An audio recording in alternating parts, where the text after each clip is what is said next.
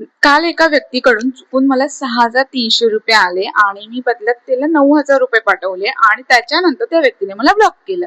नमस्कार मंडळी, तर एक्झॅक्टली काय झालं मी सांगते. हा व्हिडिओ जेवढा जास्त शेअर करता येईल तेवढा जास्त शेअर सेव्ह करा, कारण मार्केटमध्ये या सगळ्या गोष्टी सर्रासपणे होतात. मी या गोष्टीतनं वाचलीये आणि कधी कधी असं होतं की जरी सगळ्या गोष्टीचं नॉलेज असलं तरी पण आपण चुकून पण या गोष्टीमध्ये इन्व्हॉल्व्ह होतो.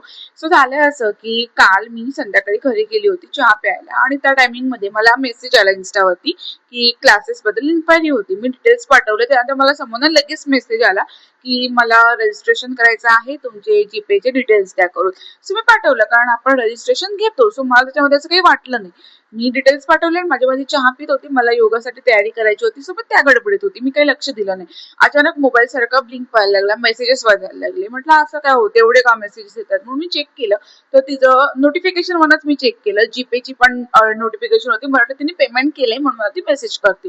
पण तिचा असं मेसेज होता की मी चुकून एक्स्ट्रा पेमेंट केलेला आहे, मला माझे पैसे रिटर्न करा, जास्त पैसे आलेत वगैरे वगैरे.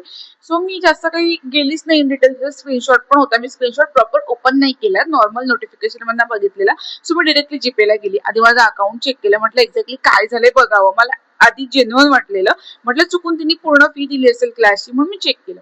त्याच्यानंतर मग बघितलं तर त्या मॅडमनी मला 6,300चा रिटर्न मध्ये मेसेज पाठवलेला होता.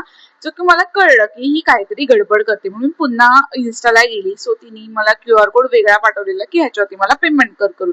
सो तिने ज्या फॉर्मॅटमध्ये मला पाठवलं त्याच फॉर्मॅटमध्ये मी तिला 9,000 रुपये पाठवले आणि स्क्रीनशॉट पाठवून तिला खाली लिहिलं की जा बेटा जिले आपली जिंदगी, आणि त्या व्यक्तीने मला ब्लॉक केलं.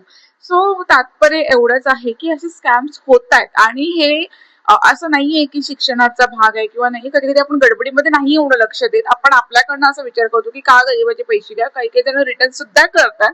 पण येस, ह्या गोष्टी अशा काही होत असतील तर प्रॉपर चेक करा.